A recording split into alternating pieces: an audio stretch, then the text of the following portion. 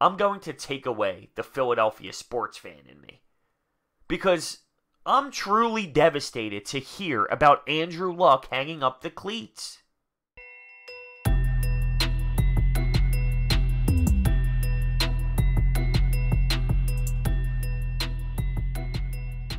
What is going on, everyone? This is crushing to me. I put it in perspective of being an athlete, not being a fan of the Colts, not being a fan of the NFL.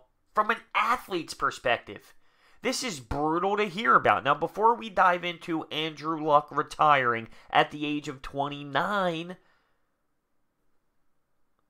SeatGeek promo code. Use my SeatGeek promo code. Bros, you get $20 off. Don't be afraid to go to a game. Let's talk about Andrew Luck. This is a little disappointing because we know how talented he is. We know how great he can be. But the injuries are a serious problem. And it's not just the physical part of it. There's an emotional tie, the mental side of it, and it's taking away the love of the game for Andrew Luck. And one of the things that he continued to say to the media is you go through this cycle. You have pain, you rehab, you miss time, you play, you have pain, you have rehab, you miss time, you play, and it's just the same thing over and over and over again. And for his personal life, he thought the only way to get out of that cycle was to stop playing football, and you can't knock him. I'm sorry, if you have the mindset of, oh, he's an NFL quarterback, who cares, you fight through it, you go out there and play, you compete, you don't give up, that's wrong. That's wrong. I know this is cliche, but these professional athletes, they have a life outside of football. And if this is going to affect his life down the road, and he believes that, then he needs to make this move. I don't want to hear the fact of when he did it, the time of when he did it. I'm hearing a lot that there were discussions involved throughout upper management and Andrew Luck. This wasn't a, hey guys, I just want to let you know, there's 2 weeks until the season, I'm done. That's not how it all played out. And to be honest with you, the fact that Adam Schefter tweeted it when he was on the sidelines, people are in the stands getting all this information, it was a weird situation for it to blow up anyway, which made it even worse, and specifically when all the fans booed him, which was so wrong and so disgusting, it pisses me off to even think about. But you're in an emotional moment, you just find out you don't have enough time to comprehend it. It's just disappointing. At the end of the day, this guy has been through injuries that you can't even imagine.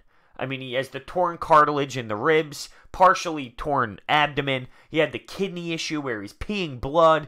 You know, he probably had concussions at some point playing the sport of football. A torn labrum in his throwing shoulder. Then he has the calf/ankle injury, whatever you want to call it. There's no progression in that.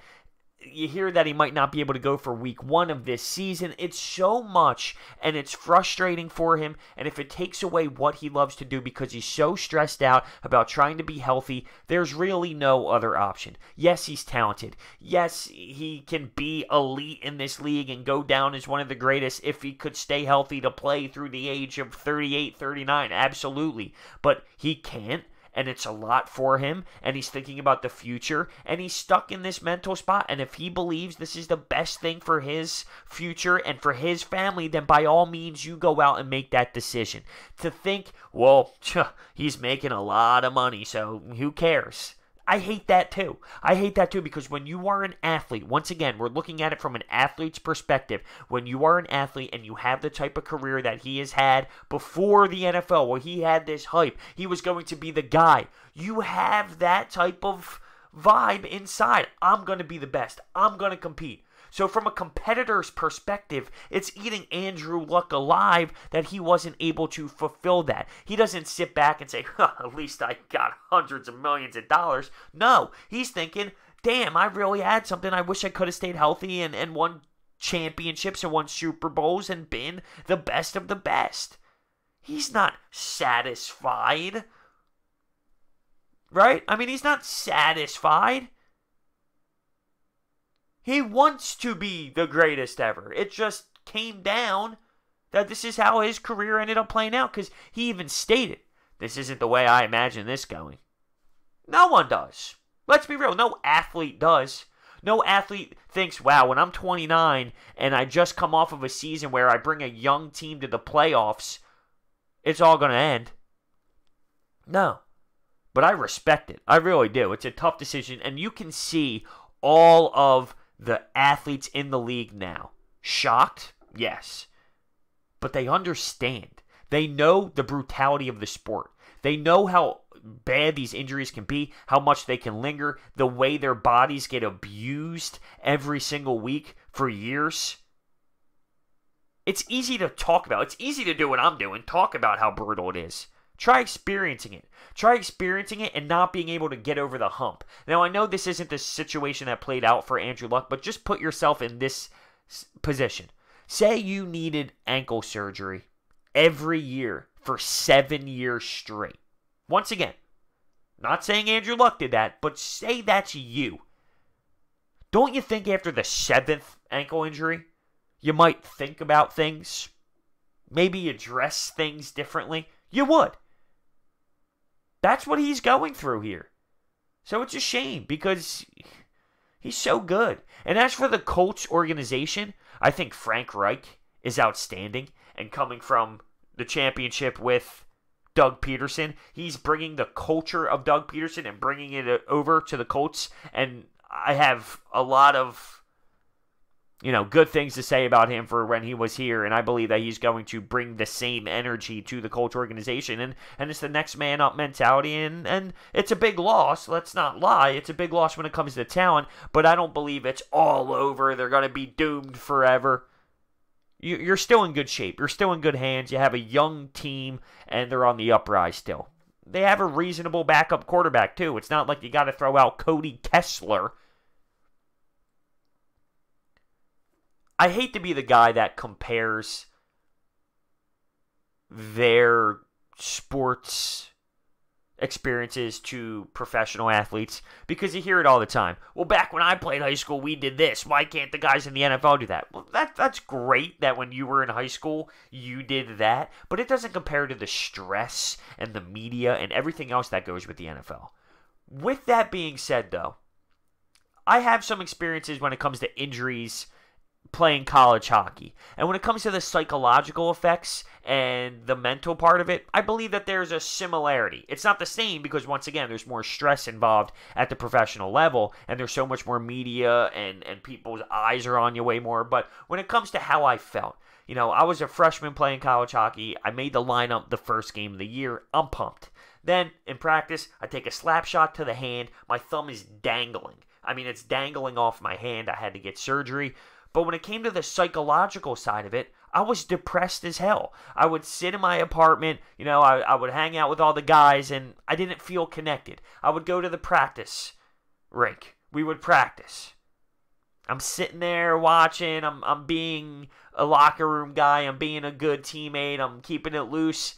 But I don't feel engaged. It's not the same. So I was crushed, and I missed the season. Sophomore year, what happens? I take the puck to the foot. Can't even fit my foot in a skate. Same thing. And it felt like the same way it was freshman year. And that's just 2 years of playing college hockey. I can't compare that to the stress level of being an NFL quarterback. But when it comes to feeling out of it, not feeling right, being depressed, being frustrated, trying to get back, there's a big-time mental part of that. There are a lot of sports fans that don't look at it that way. They think of, he's good, he's a big-time quarterback, he can make a lot of money, why is he being soft?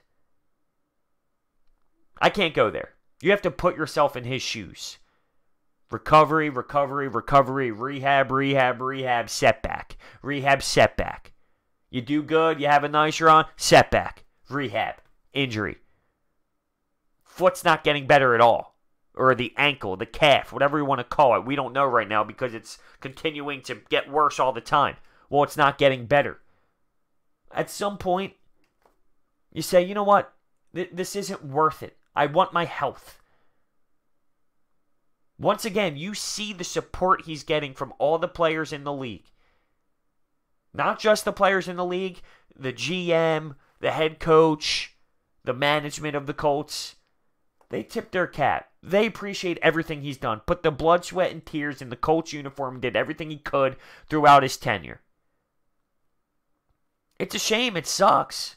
It's so shocking to see a guy go out like that. After what he did last year with the Colts, with that young team, it blows my mind. But it's reality that there's more things in life than sports, than football. And he needs to take the next step. And I salute him for that. I do. It's not an easy decision. I'm sure he's heartbroken. You could see him up there at the podium, just in awe. He's probably numb to it because it's been his entire life. But at the end of the day, he makes the right decision because you got to take care of your body. There's more to life than the game of football. So let me know your thoughts down below. It's disappointing because he had a lot of hype and he had a high ceiling. But ultimately, the injuries were too much. And I respect his decision. See you guys next time.